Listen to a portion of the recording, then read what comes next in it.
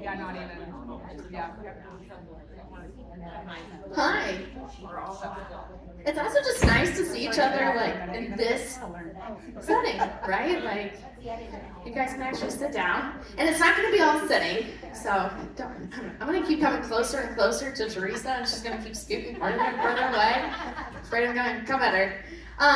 So I just want to introduce myself to you guys. I think most of you probably know who I am, but I'm Sarah. I am a physical therapist, and then I have pelvic floor experience. Majority is actually, my background is in kids, so working with kids and pelvic floor, but then I also, in that setting, learned adult pelvic floor, because it's relatively all the same. It's just you're applying it differently. So it's been really interesting experience just learning about kids stuff, which that's a whole conversation for a whole another time we love to talk about, but then also for adults.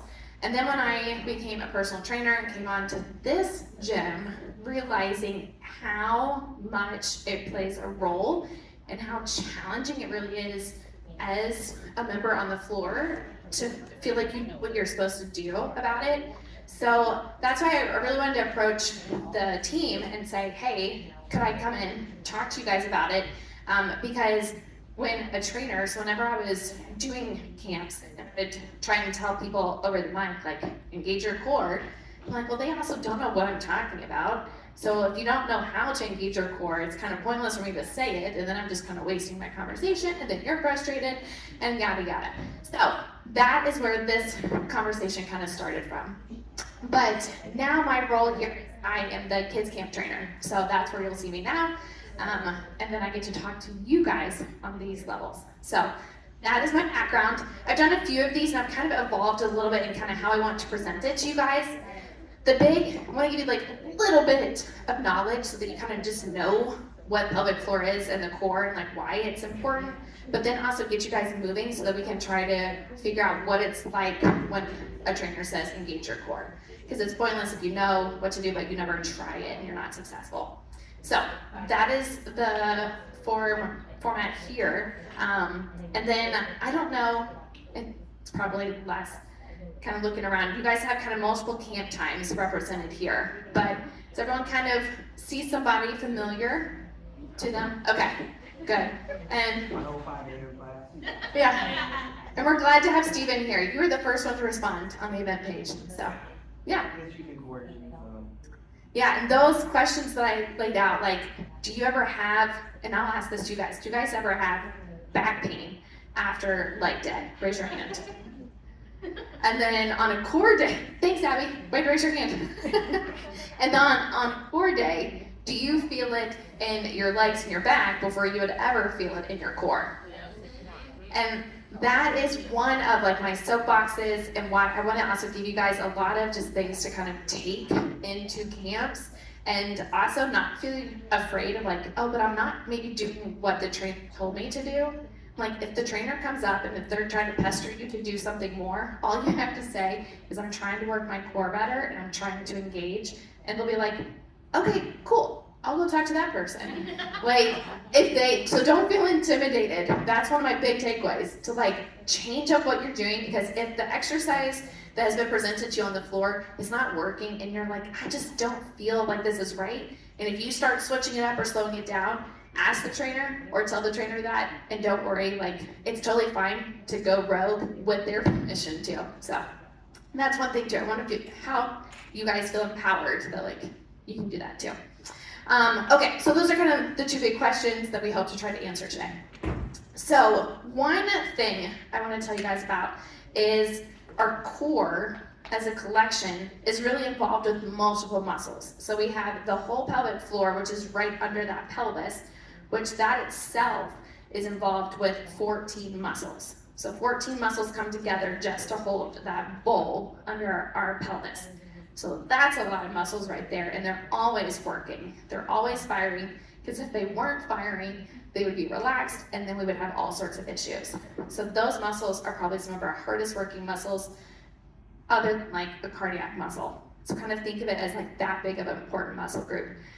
So the pelvic floor has 14 muscles, and then you have the diaphragm. So you have your ribs, and then the diaphragm is what sits kind of underneath the ribs, and then the lungs are sitting right on top of it. So it's kind of that shelf that the lungs are sitting on. So that is right through in here. So that diaphragm is actually considered part of our core. Bless you. And then you have your abdominals muscles in the front. And then you also have teeny tiny muscles that shoot off the back of your vertebrae. And they also are included in the core muscles. So it's really this whole big package that you're working on. So it's really not just kind of what our conventional thought might be, like just that six pack of the core, or then you have the obliques. But we're really talking about a full package of everything that's wrapped up through here. One of the big things to think about in a visual is if our core were to be like a soda can. So a soda can has top, bottom, circle around it. So if you take a soda can or any kind of can and it has a closed top, if you were to squeeze it, it would be pretty firm. You really couldn't puncture it. It's pretty solid and controlled. So that is a solid pelvic floor on the bottom, diaphragm on the top, core and your multifidi on the back surrounding it. As soon as you puncture it or you pop the top, you could take that can and just crush it. And now it's totally not weak, or totally weak, not strong. So that is exactly how our function is too. If we have one weakness in any of those groups, this whole soda can is not going to be strong. So it's not just about building this strength or building the back or building the diaphragm or pelvic floor. It's really a full function. So that's a really good visual when you kind of think of it in that terms. Like, I want to be a strong can. I don't want to be a can that I could just crush in my hand. So think of it that way. So a few more things to kind of cover before we really get diving into it. The first one is about breathing. So that's probably also something that you guys hear over the microphone all the time. Make sure you're breathing. You may not be breathing, but you also might not know, like, well, how am I supposed to breathe? My nose, my mouth? Am I supposed to take big breaths, shallow breaths? How am I supposed to be breathing? But we don't really have the time to tell you that over the microphone. So now we're gonna get a chance to go over what it's gonna be like to breathe, actually get a chance to practice that. So this is gonna focus on that top, right? This is the top of the soda can here. So with you, actually I'm gonna have you guys lay down first. Here's your first lab work. You're gonna lay down, get a chance to relax. And you're gonna put one hand on your chest and then one hand on your stomach. Kind of like a little bit above your navel. Okay, so everyone's here, chilled. And I want you just to take a really big breath in and then a really long breath out. And I kind of set you up because I didn't tell you how to breathe, I just told you to breathe. Now raise your hand if you felt the hand on your stomach move the most. Okay? And then I'm assuming the other group felt their hand at their chest rise the most. Okay. So now as you're kind of breathing through it, what if we were to change it and say we want only the hand that's at your stomach to move and the hand that's at your chest to be incredibly, ridiculously silent. So your hand on your chest is not to move, only the hand that's at your belly. There's lots of thinking going on. Very difficult. Now, raise your hand if you found that even somewhat challenging. Somewhat to very difficult. There you go. Okay, so you are very, very much in the typical norm right now. This is so challenging because we have stopped breathing through our diaphragm. And our diaphragm, when you're taking that breath, that's what's going to make that belly rise. If your chest is rising, then that means that ultimately your neck muscles and the muscles of your chest are controlling that breathing. So their function, those neck muscles and that chest, they're there for other reasons. They are not there for your breathing. So your diaphragm is there for breathing. So really trying to think now about working on just getting that belly up and down. Sometimes it's good to kind of give like a little bit extra pressure on your belly, like that hand that's there, kind of give it like a little bit more of a push. Give it something to really kind of have to push through. But this is the first practice. So if we find this even somewhat challenging in a very relaxed setting where you're being told what to do, it would be for sure a challenge if we were to ask you to breathe while doing weights in a fast motion while you're under pressure, maybe timed. So there's lots of variables here that would make breathing so much harder. The other thing, lying down here, you have gravity on top of you at your stomach. So your diaphragm is actually moving without gravity involved because it's going kind of up and down, like from your toes to your nose. So it's kind of going in line with the floor. So gravity is not affecting your diaphragm right now. So that's where this position is the easiest place to really try to train that breathing pattern and that brain on how to start working more correctly. Because as soon as we sit up, and we will in a moment, you'll see just how much it's different from laying down to sitting. So this is your first piece of homework, that if this is even somewhat challenging for you, this is showing you, okay, when I'm at home, I probably just need to spend a little bit of time thinking about my breathing, working on putting my hands there, maybe taking some relaxing moments where my eyes are closed. Do I feel more successful getting that belly moving? That's what I want to focus on. So that's your first step to everything. That first piece of homework sounds super exciting. Yeah. Okay, now we're gonna sit you guys back up to just sitting. And then you're gonna see just how different it is here. So now put your hand at your chest, hand at your belly. I'll let you pick. Hopefully it's your own belly. So even here, same chest, same belly, same hands, a little bit of a different experience. Yeah, where you're like, do it. And it's not natural. And that's like here, you ask people to take a breath and they're like, and you're like, that was totally wrong. Totally wrong. But it's this little piece of thing when you're watching like yoga videos and they're like, take a breath. And you're like, didn't even do any bit of breathing there. So anyway, that's a side note. But totally different, right? Like now the gravity is here, sitting on top of that diaphragm, so much harder because now our diaphragm actually has to move up and now the belly actually has to go out. Well, this is also really challenging because our society has been like, tuck everything in, this doesn't move.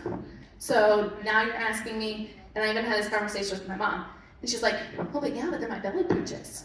And I was like, no, like it's just moving. It's not pooching, but your belly is moving and it's supposed to. We're not in a corset society where everything is tied up here. Like if your core is solid and strong, yes, but there should be some movement because your diaphragm should move, which makes your ribs change, which will make the stomach that's below the diaphragm to move, and everything up here. No wonder we have so much headaches and tension headaches, or there's another name for it. Yeah, like so much of our neck muscles, because now these are working on all this respiration to try and get this chest to get bigger breaths because our diaphragm shut out of it, and no wonder we're so stressed and tight and tense and our heads are such a bother. So that's where it kind of starts leading. Haven't even gotten into the super serious part, but that's just one of the big pieces where like, if we can't breathe, think back to that soda can, if that diaphragm's not strong, well, we are just as weak as anything. We can't really build those other skills on top of it. So the first homework was lying down. So sitting is gonna be really hard. Like if you're mastering sitting and breathing, like you're already one step ahead. But undoubtedly, I would assume that we probably all have a little bit of a challenge just sitting and breathing. So don't worry, we're all pretty much human and have challenges here. So that's one piece, but we're gonna try and see if we can kind of slow it down and make it functional for exercise, because that's what it's all about, right? Like we want to make it work as hard as possible. Okay, now we're going to do another where we go back to laying down. So here's our diaphragm that we talked about. Now we're going to talk about another muscle group. And it still has to do with breathing, but it's another part of our abdominals. So while you're here, if it's comfortable, like you can bend your knees, put your feet flat. That's usually a bit more relaxing to your back. And your hands, to know where you put them, you're gonna kind of just put them like at your hip bones. Like you just have your hands on your hips. And then I would assume that your fingers just kind of like are resting on front of your stomach area, kind of like above bladder at that space.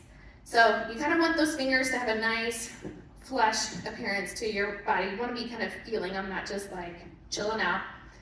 Want you guys just to be working on breathing again, but kind of think about what you're feeling, what you're noticing, what do you feel, what do you don't feel. Don't think about lunch or what else you have to do today. Just think about kind of tapping into your body. Because I know there's at least one person that was already in that direction.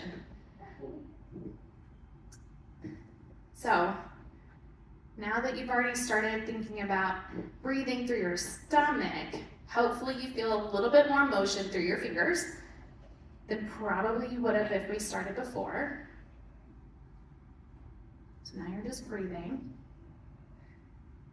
All right, now we're gonna change what our mouth and our nose do with breathing. So we're gonna breathe in through our nose and then out through our mouth, just like we're gently blowing a candle or like hair off of you, like that's not like an aggressive, I'm blowing out candles on a birthday cake. So in through your nose and then out through your mouth, kind of small.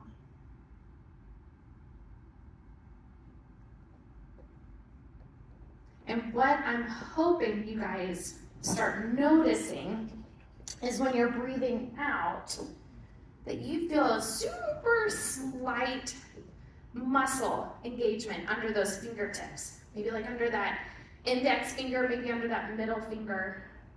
So if you're like, I don't know about that. Now you have something to think about. You're gonna breathing in, and as you breathe out of your mouth, any extra little twitch. And I'm gonna kind of work my way around. So as you guys are doing this, how are you feeling with that? Are you guys feeling a little bit? A little bit of an awareness. So it's not like a crazy, it's not like a bicep curl, but you're feeling some awareness through those fingertips. How about y'all over here? Kind of feeling some stuff? How about you, Abby? It's natural. Feeling some? Okay. Anyone having a hard time, like, dude, I'm not even sure what you're talking about? Anyone there? It's okay to admit. Come up for you, Tiffany.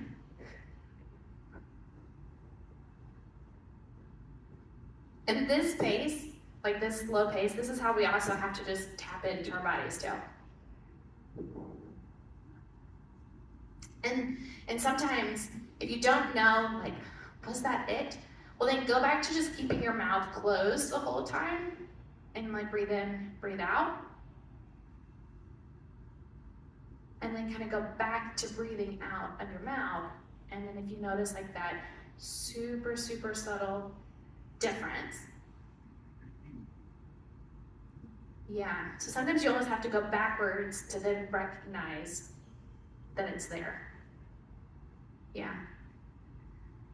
So super subtle, right? Like it is not this crazy aggressive muscle firing. It's not really firm. It's not supposed to be a push against you. It's not like we're holding those muscles tight. How are you going, Steven? You feeling it? Okay. So what you guys are feeling, this is called your transverse abdominis muscle. So this is if we were to picture a corset. This wraps around. So this is our abdominal muscle. You have your rectus, you have your obliques that go in at an angle. Well, the transverse literally wraps around us like that soda can ball. So these are super, super important because they are really helping everything to stay together. So it was hard enough to really tap into it. Again, laying down, relaxed, really focused. But this is that muscle that we're gonna try to engage when we do our strengthening movements. Because this muscle is the deepest to your organs. So if that's not strong, then you can have a six-pack on top. I don't know if you guys have seen like people have six-pack, but it's like, but their belly is still super poochy. And it's like, I don't know how that's possible. Like you have these really, really strong rectus abdominis muscles here, but like that belly is still just there. It's not really like pulled together.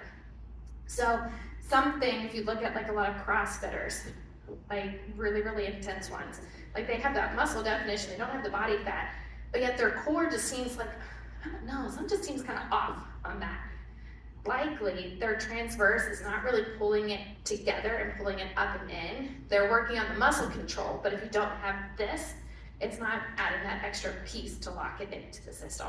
So this is that transverse, super important. We're gonna try and execute this coming up on different movements so that you guys can kind of feel it. But the best way to identify it, you notice if you breathe with your mouth in, or if your mouth is closed and you breathe in and out, you're not necessarily gonna feel it. The best way to feel it is breathing, but breathing in through your nose, out through your mouth. So that's where we're gonna kind of consider exercise breathing or functional breathing. So if your trainer is telling you make sure you're breathing, it's not just make sure you're not holding your breath, but it's making sure that you're breathing in through your nose, out through your mouth. Because if you have that mouth closed the whole time, you're actually losing a lot of power and you're missing an opportunity to strengthen your abdominals while you're doing a squat. Or you're missing the opportunity of strengthening your abdominals while you do a bicep curl. So if we really can make any movement, like I could argue that any movement could be a core exercise as long as you have this strategy in play. But you guys also have to be willing to kind of take it at the pace and not go super fast, because you're not gonna go super fast and be able to fire this transverse abdominis either. But seeing my crowd and reading the room, you guys are not like that, like gung-ho. You guys are ones that are like, no, I really wanna like feel my muscles. This is a pretty intense group. Other than Denisha, she just like gung-ho, goes fire, she's off the walls all the time. Okay, so now you guys can sit on up.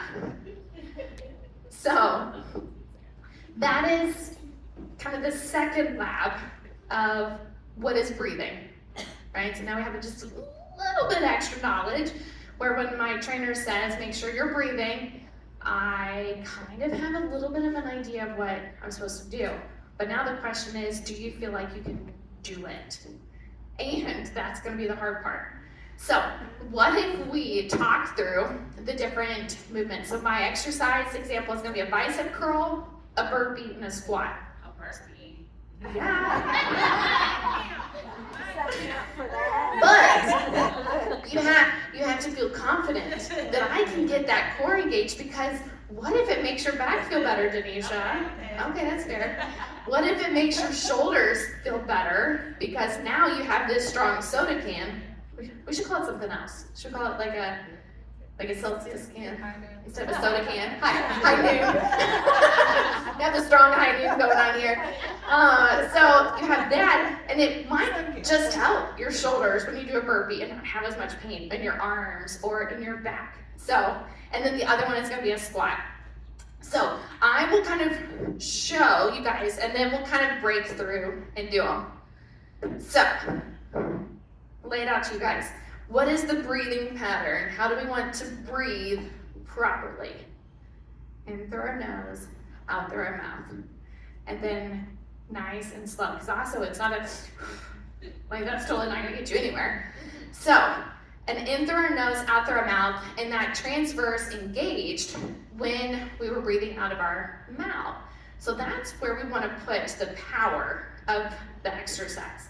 So the power of an exercise with a bicep curl, we're gonna think of it more as like the curling up, right? Like that's probably going to be the most strenuous part of the bicep curl. So that's where we're gonna put the breathing out piece. So if I'm gonna do it right, I'm gonna breathe in, and then I'm gonna breathe out as I curl it up. Because now I have a strong core to let these muscles move on the outside. So an in and out. All right, so you're kind of like thinking through it. All right, challenge yourself with a lighter to medium weight selection. Don't go heavy, go grab some. Don't fight over the 10s and the 12s. And that's where sometimes you almost have to break it down, go light, go simple, to then get it right. Well, I'm still sweaty, Holly. I put my hat on to make myself look a little bit more put together. Yeah. Right? So, because the mouth, just the nature of the respiratory muscles involved in it, just pulls together the muscle activation. So you're engaging different muscles. Yeah. So if it's only through your nose, like you can, but it's like, I mean, it's a good challenge, right? It's a great question. So like, truly, try to breathe out your nose and see if you can get that engaged. And I think it's just because it's pulling part of that diaphragm and like firing everything in that chain of action. But I mean, I'm sure there's probably someone out there that can engage their transverse out of their nose. Might be harder. Also, total side note, have you guys seen, I don't know if it's a trend anymore, with pregnant mamas and like, they do it's a transverse activation trend. So it's like, here's baby, and then here's baby, like pulling it in. If you've seen that, they're using the transverse. So that truly is the transverse pulling baby up. And it is wild, especially like if they don't have a shirt on their belly, to see like what happens. Because baby goes from like here to like here. And all that's really happening is this transverse pulling up and in. So that's an over-exaggerated look of what is happening in our bodies if we pull that transverse in. So if you're really curious, go out that rabbit hole, like transverse, pregnancy, I don't know, there's probably a name for it, but yeah. Okay, so you have bicep curl, hammer curl, whatever you want to do, but it's that in through your nose, and then up. And take your time, like you guys can kind of go at your pace, powering through it. Would suggest maybe doing like 3, 4, and then kind of like give yourself a moment, and then just do the movement without the breathing, and just kind of see if you notice a difference. So kind of like tapping in, giving yourself the opportunity to really feel what your body's talking about right now. Oh, no. All right. You're doing Lamaze breathing. So, in through, and then you can either carry it out or just take another breath. Yeah, no, it's a good question. It's good. No, we don't want you hyperventilating over one bicep curl. We haven't even gotten to the burpee yet. But, solid question, because if this is already challenging, how in the world am I going to expect you to know how to breathe when I'm asking you to do it on a day in the middle of camp while music is happening? Right? That's almost, I'm setting you up for failure, truly. But you're noticing, like, this is actually a little bit more brain involved. So it's taking your brain, but this is where you're gonna get like a full picture of everything. You're gonna be working everything a little bit more, and you're gonna get more bang out of it than just powering through and doing all these motions. So if you notice when you did it without the breathing, you're like, well, it was faster, but like, did you even feel your arms working? If you're just like, I don't know about you guys, but like, no, I just kind of just feel it going. But if I sit there, stand here, like I actually feel my biceps working more when I'm exhaling. So yeah, thanks. Yeah, thanks for talking for the team.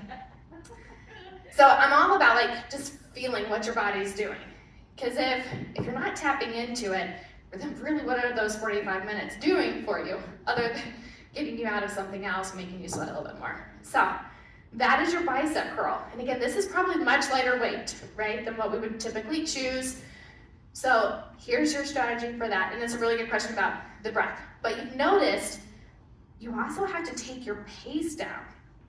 So if I'm doing 12 reps, I can't just power through this right now.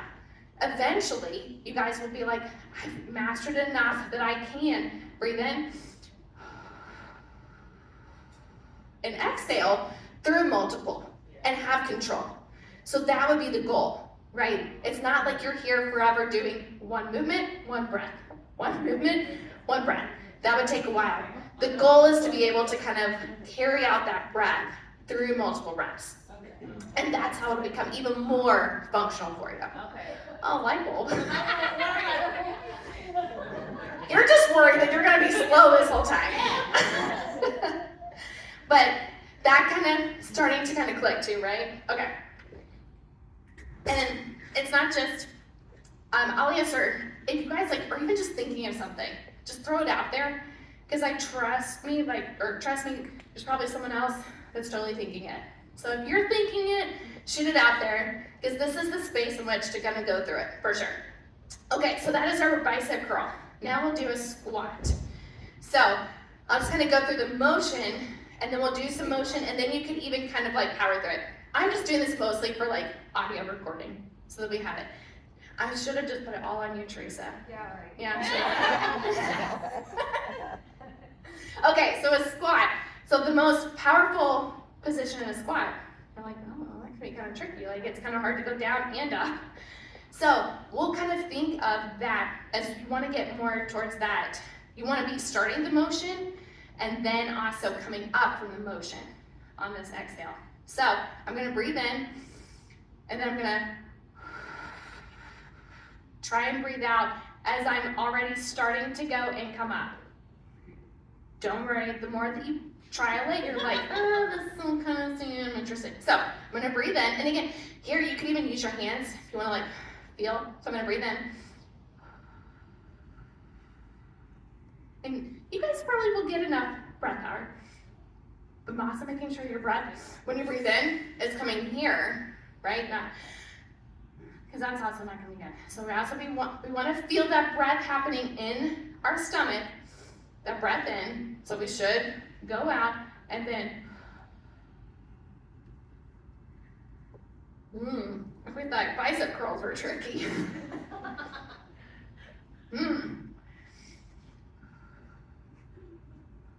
But hopefully by the time you get to the top, do you feel like, oh, I actually kind of felt like my core working a little bit more. Because you'll get there. Just keep trying. But valid point, Denisha. Again, you're speaking for probably more people here. I'm not sure. Yes. But interesting is probably the biggest piece of this, right? So you're not just supposed to be doing it with your belly. That's Right. not what I do normally. Right. Maybe that's why it sticks out. So, like you want that breath is gonna make my belly come out.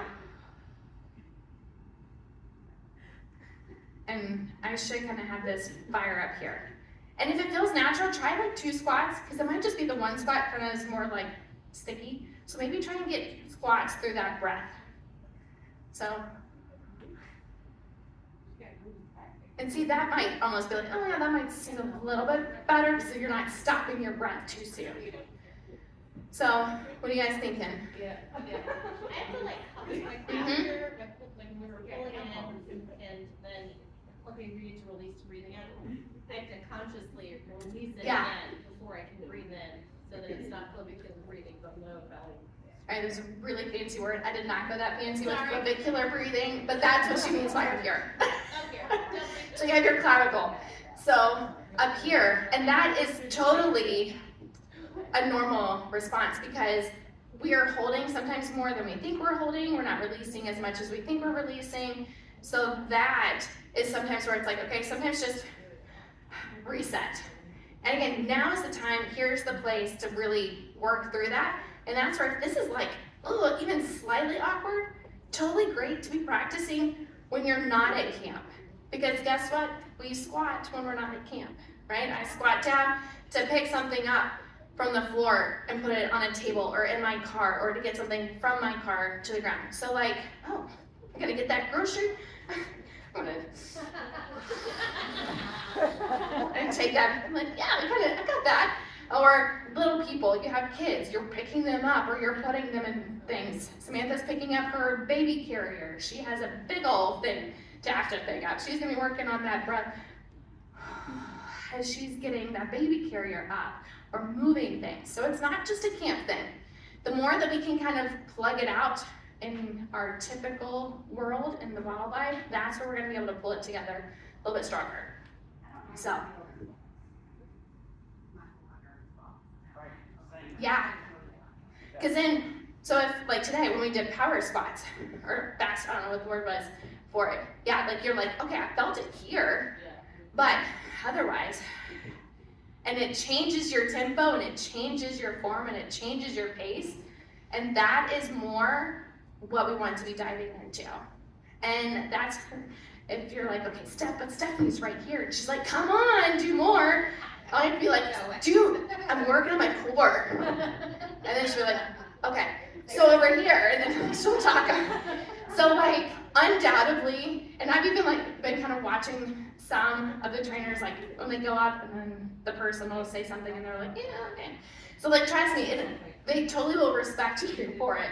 We, at the end of the day, like want to push you, but we're not gonna push you to like injure you intentionally. So if you're like, no, I'm working on my core, my breathing, it's totally valid answer. They're gonna say, cool, like, maybe that looks, oh, then that looks good in that terms. But that's kind of my personal challenge with some of the faster days. So when it's a fast day, you know, that's kind of like your finish line. If you can kind of work through fast and have your breathing under control, then you feel like you're doing better.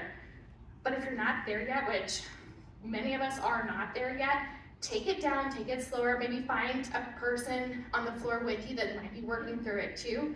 Maybe kind of match your all's tempo together, kind of work through it. And it's gonna come even more when we practice a burpee to kind of see what that's like. So it's gonna be unlike what we do. So don't be afraid to change it up, because it's way more beneficial if you did 4 fabulous squats weighted than if you did 40 ridiculous squats weighted, because that's when we're gonna be feeling it in our back, because that's when your back's gonna be taking over. Or then your shoulders are gonna try and hold it if you're holding the weights down here, and then you're gonna be feeling everything else but what we're supposed to be feeling, and then you're gonna be sore, and you're gonna miss the next day, and it's gonna lead to an injury. So it's just a rabbit hole you just don't want to go down, right? So yeah, see, I've got you guys. You're invested now. Okay, here's our burpee. So many, if you're thinking through like, okay, what is my hardest position of a burpee? So we're gonna talk full burpee, right? Because we're gonna go really intense here. So that push-up is probably gonna be our biggest part of this burpee. So I'm gonna just try and take my breath, and then I can be exhaling as I'm going down into my push-up, but I wanna make sure my push-up still has that exhale down and up, okay? So I'm gonna work on, and you guys have enough breath to do it, I promise. So work. That's valid. That is so valid. What you said. So thinking through it first, if that's I am the person where I'm like, we need to kind of think through that first. So kind of think through it, try it out. If you're like, oh, yeah, that was not right, okay? Reset again, shake it off a little bit. Again, here's the time, here's the space to really be working through it. So it's okay if it looks ridiculous. This is the space to work on it. So again, it's that breath through the belly. Yeah. Getting off camera. Aren't you glad I'm not doing it this way? Yeah, there you go. Okay, so just at your pace, right? Just gonna think about, I'm gonna breathe in, I'm gonna go down. Even if you wanna step it out, go to your knees, step it up, work through it that way.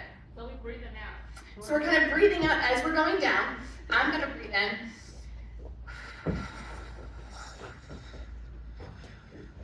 And go. Hey, don't be judging. But no, think that you didn't mess anything up. Because now is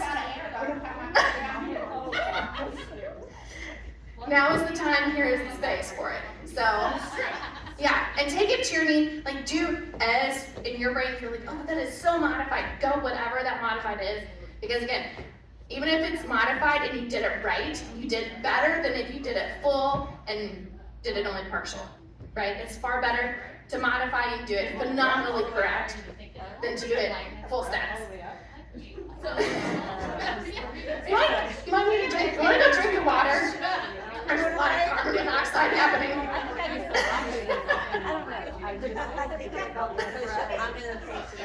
Well, then we're working your brain.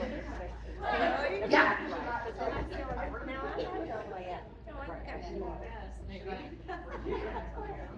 I start as I start to go down. So I'm in, and then, no, you can still kind of hold a little bit, right? Like holding our breath for a moment is not going to bother us. So like we could breathe in, hold for a moment while I go down.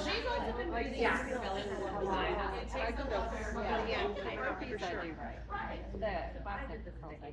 Interesting. Yeah. It's okay. Hey, yeah, Teresa. Oh, you want to be on camera?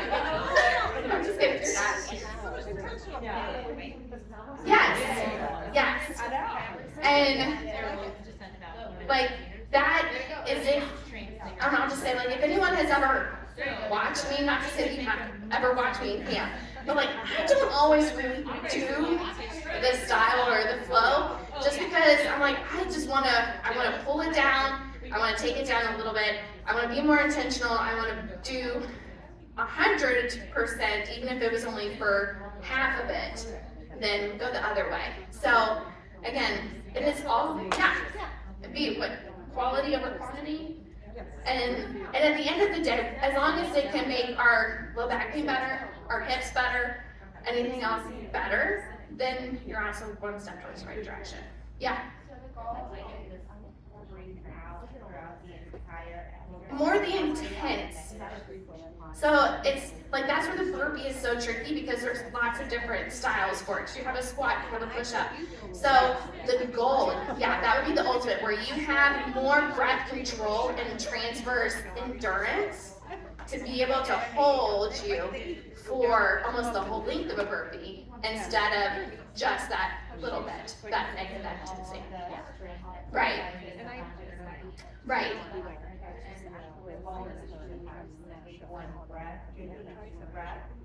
So that's more the beginning. That would be kind of like beginning step.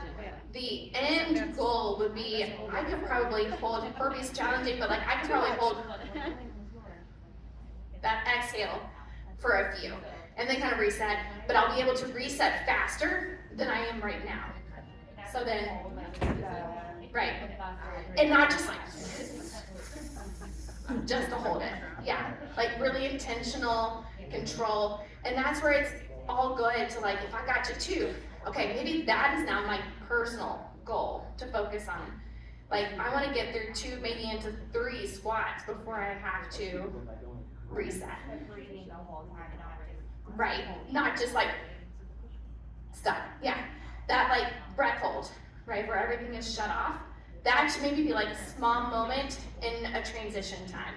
So like I was kind of mentioning to Tiffany, like the burpee, like I might be able to like small moment, just shut everything off to get me to here.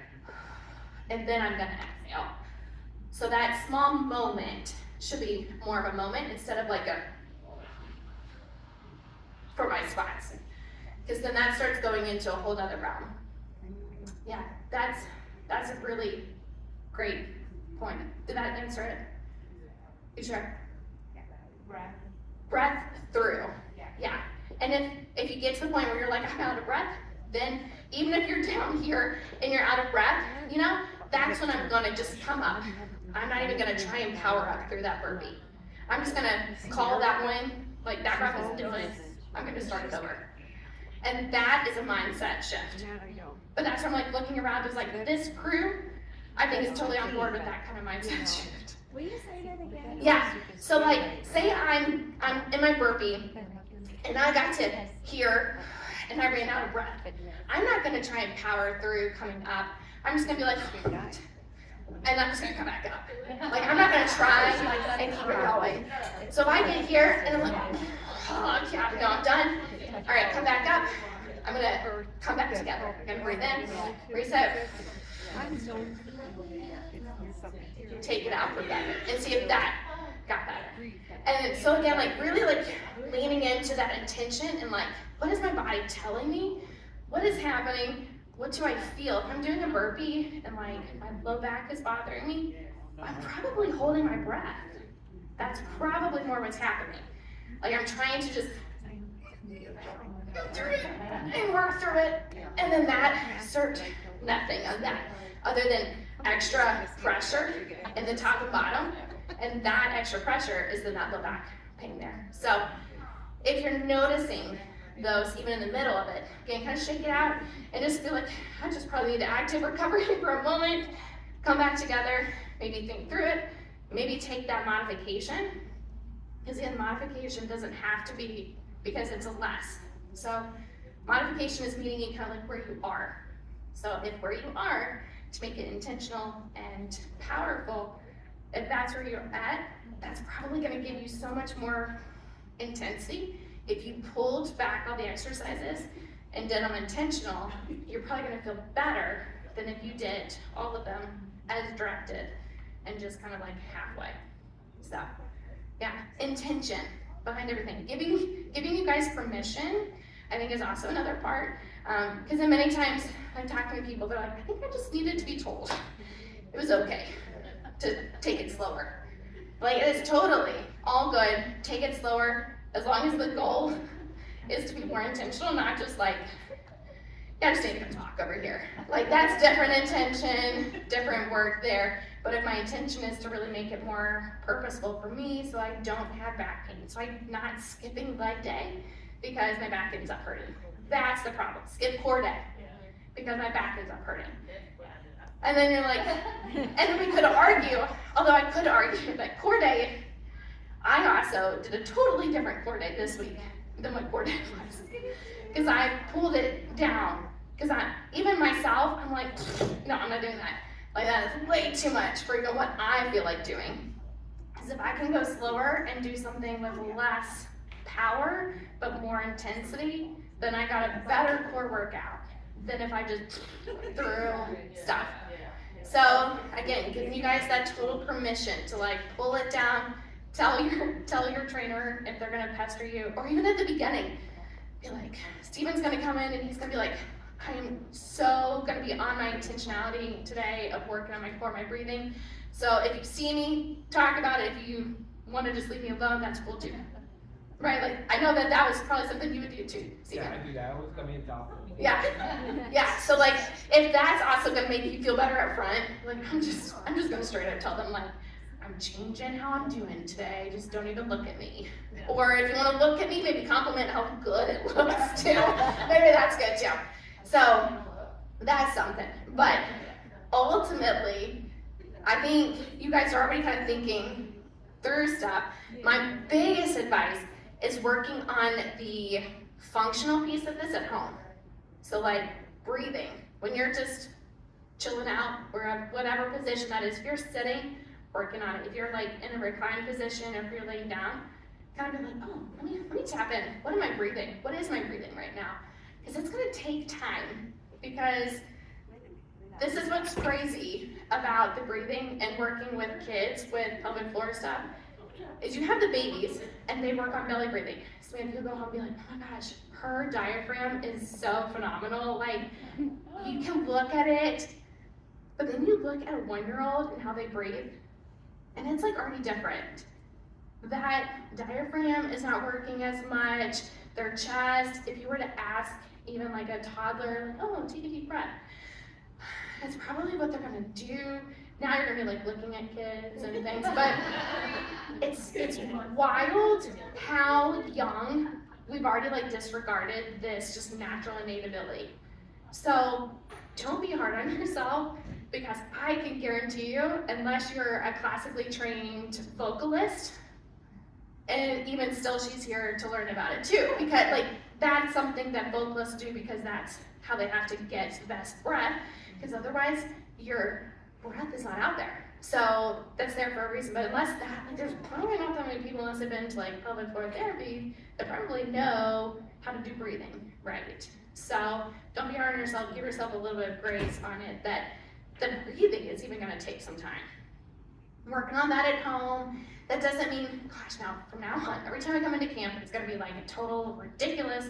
No, like you can still do you, but maybe like you work on like those first few reps being super intentional.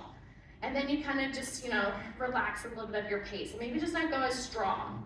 So don't feel like now every camp from here on out is going to be like totally set down in a pace or modifications. You still can do you. Obviously, if you were doing it before, you can do it again. But just know if you slow it down, be more intentional, you'll probably have less pain after that camp, or you'll be able to do it a little bit better. But it's going to take time. So don't be hard on yourself that if you're like 2 weeks later, I'm still not great at this, and I'm still having low back pain after like it's cool. That probably just means you just need to maybe focus a little bit more. Maybe take your weight down a little bit more. If you were doing a certain weight, take it down a little bit. Work on form, right, Tanisha? Like, which was kind of guiding her today, and you're like, oh, yeah, I actually felt that better, because if I take the weight down, I can do the motion, I can focus better on the motion, then I'm going to be able to get back to whatever weight I thought I was able to do before. So that's where our floor has so much of that energy to like push us, but sometimes we don't need to be pushed just yet on that motion. We need to be pushed on encouraging to do it the right way. So that's where, if you ever see me, I totally never mind. People can be on the floor and like, hey Sarah, what should I do here? Or they're like, what'd you do on this one? And I'll like tell them something different. And they're like, cool, got it, all right. Like, don't be afraid to ask me, because these are the things that like give me all sorts of excitement, and why I kind of had a harder time doing a full day camp, because I was like, oh, I want to make that one look better, and I want to make this one look better, and I can't really do all of that at the same time. And like, they're over there doing that. So that is where I was personally kind of struggling with like a big camp training too. So like, oh, I want to change all this, but I can't. But what I can do is give you guys the tools to make it better the next time you do it. And then you can tell your friends, you're like, did you know? I'm like, this is how you should be breathing. The more you tell them, the more they're going to be thinking about it, the more they're going to be working through it too. So yeah, this is why I said I could like talk for like hours and hours and hours, and it just gives me all sorts of excitement. The weird things. So as Denise, can you talk us through, Denisha, what are you thinking right now? I'm gonna put focus on you. So what are you kind of thinking through right now? Because I know we all could benefit from what you're thinking through. I guarantee you. One, I'm trying to make sure my butt is low. Sure. And That's then good. I'm like, do I go? Yes. And then I'm like, And even if you need to reset, like say you got to the bottom, you're like, I'm out of breath. Well, take another breath in, and then exhale as you're coming back up. So even if you're like, I'm tapped. Yeah. Oh, see what that, look at how focused that everybody was on me. I had to just do it. was. But it probably felt good though, didn't Yeah, it? it did. Yeah. Yeah, because you actually had 2 breaths in that burpee. So that's actually an example too, right? Like, or that, instead of just being like, cut it, I'm out, just take that breath when you get down, and then take that breath when you come back up. And I guarantee you, it's only gonna take you this much more time. Like at the end of it all, it's not gonna really like slow you down drastically, and all of that thinking, you're probably still gonna be just as sweaty as you did before. And that hopefully you're just as strong, if not stronger, after that workout camp. So there's your kind of food for thought, working through all these exercises on the functional piece at home, while you're moving groceries, while you're getting stuff, while you're picking up boxes, while you're moving kids, while you're doing stuff. That's the time, because it's a little bit slower intensity than what's in here. And then when you get in here, kind of practice through it. Even if the first few reps, maybe you go body weight, and then you add the weight. Those are other strategies too. So, and then always asking me questions too. Like I really don't mind it. So there's that. Any other questions? Yes. So we did those 3 exercises. So I'm concerned about like other exercises. And when I'm breathing in, Mm-hmm. like when you're jump roping, is there anything special you gotta do? Oh, when you're golly. Just breathe. You gotta pull that one out? No. So jump roping, that is, so the intention would be always exhaling, because that's when you have best control, during the harder part of the movement. Okay, well, jump rope, the whole thing is hard. Okay, well, so then that, I'm gonna collect. I'll do it without, because gosh, that is a lot of coordination for me. I'm gonna breathe in, maybe take a few breaths to kind of get myself focused, and then I'm gonna breathe in, exhale, and I know you cannot exhale the whole time, but if that felt good, then okay, I'm gonna try it again. And if you can get, counting in your head, maybe you got 4 jumps the first time, and then you do it again and you got 5 jumps before you ran out of breath. That's progress, and that's actually your body kind of tapping into it and building on it. So then you're able to hold it for, let's say, 10, you run out. Okay, well then I'm gonna do 10, and then I'm just gonna stop, and then I'm just gonna do sets of 10. And then maybe I get sets of 10, and I can work my way into like 12. So yeah, small steps, intentionality is always gonna be better than just like slinging through it for time. So again, that may totally make, if you have like this week we had 50 jump ropes at a time. It might make your 50 look different, but really at the end of the day, it's like a little bit of a smaller pace than what you probably were doing before. So with any exercise, you're breathing out the hardest part. Right. So give me another exercise. What's one of your least favorite exercises? A plank. Okay. Oh yeah, these are good, like endurance. So again, here I'm gonna like work through it, and I'm just gonna try.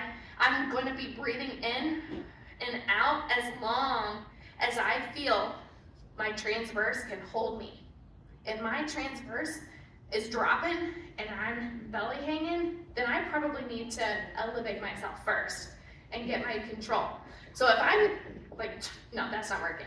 Okay, well then I'm gonna come over here, and if I can hold my transverse together through that breath out, because we can drop a little bit and then come right back in. So we might just have to kind of change. These are really good ones too, because these are endurance ones. And then I'm gonna kind of relax just a bit, but hopefully you get to the point where you can kind of keep that transverse engaged even through a breath in and a breath out. So like, not to say that this is like, whatever, I'm not even gonna, but like, so I have my transverse fired this whole time. That would be your ultimate goal. Like I could still be talking and I'm gonna let it out a little bit just to get that breath, but like I can still get that transverse. My belly button is kind of pulled together this whole time instead of like letting it hang down. So that is kind of end goal there. And it might mean you go from like knees to toes to knees to toes to knees to toes, or elevated or down, something like that too. What's your other? Anyone else have a exercise? You thinking of one, Tiffany? What's your least favorite? What's your least favorite, Steven? A squat. Okay. And then, and even like how we load the squats is probably gonna change too. So we work through just like the regular, but like if you hold weight here, maybe that's easier than if you hold it here, or maybe if you hold the weight here. So practicing that a little bit too, because how you hold it changes how your rib cage. Back here, my ribs are now open, and my breath is totally different than if my weight is here in the front. I might have better firing if I do a weighted front squat before I do a weighted back squat. So even if protocol might call for something else, just ask the trainer or just try it and be like, yeah, I know it's supposed to be a back squat, I'm trying a front squat, it's fine. You know, those things too. Anyone else have an exercise? Because they're really good examples. Lunges? Lunge, okay. So then that kind of thinking of the burpee concept. So I'm gonna breathe in and out. And it might be a different breath pattern. I might not get as big of it in, but I'm gonna exhale each time I'm going down. And then ultimately, the more and more and more you do it, like repetition, it'll feel like you're able to do it without getting excited. Because really, like your brain is like, I don't know what is happening to all this breathing. Like it really is tricky. So give yourself that grace that like that is not gonna be super easy the first time you try it out. And your brain might be like, good golly, that was hard. So Bridges are fabulous. Bridges are one of my favorite exercises to do this because you can really get that exhale with that lift. And that's one thing you might be able to get like a few reps before you run out of breath. Bridges are super great to work the core and your cheeks together. So that's kind of like a good confidence booster, or bridges. So, yeah. I think you said this, but I just want to make sure I understand. So, like, if you're breathing in your plank, Yeah. that's gonna help with like your stomach, like cone. Right, so the coning is when that transverse is not pulling in. So if you notice that you get this cone, that is just almost visual proof that I don't have that transverse fired. So for you or anyone with any kind of like, if their stomach, this is gonna be, I'm super dramatizing it for my shirt. So if my stomach goes more forward instead of flat, that's the transverse not firing across the area. Yeah, I didn't touch on this one today. Yeah, so that's one. If I feel coning even elevated, I probably need to elevate just a little bit more so that I can get that pulled together. So we want to get as strong in whatever position it is first to then work on going down.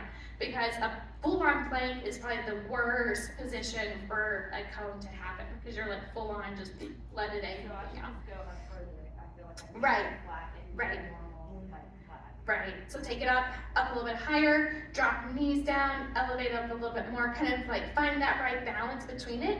But that's where the transverse practice is gonna be so great. So whenever you're doing your squats, you're working on that core to make your plank stronger.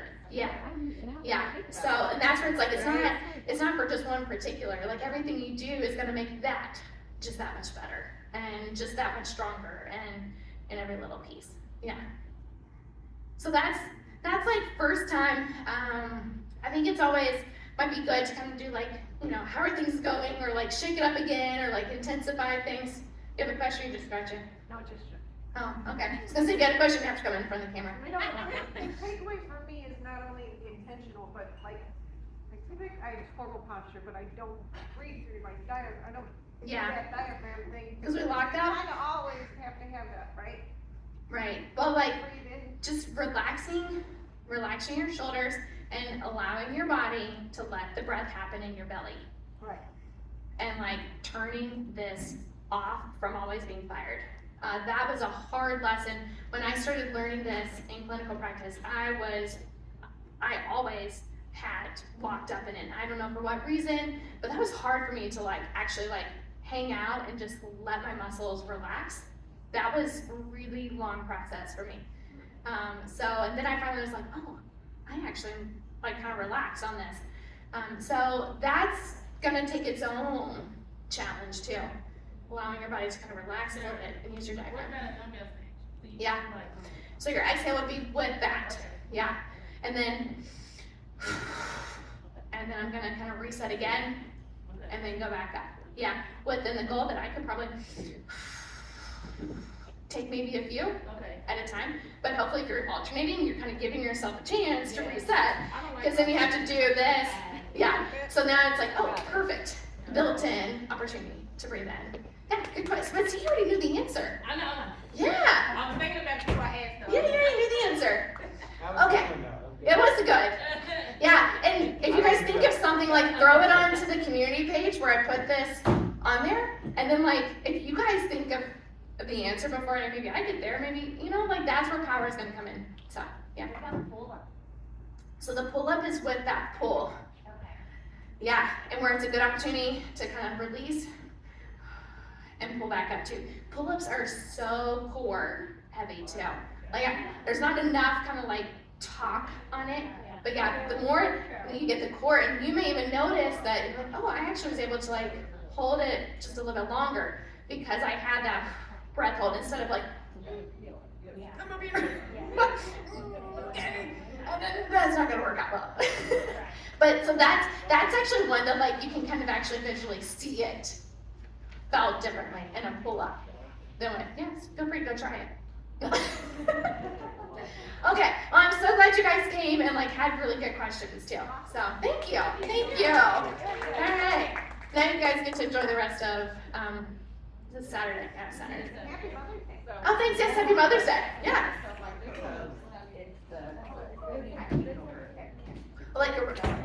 Like a back. Yeah. So I'm gonna reset. And then, yeah.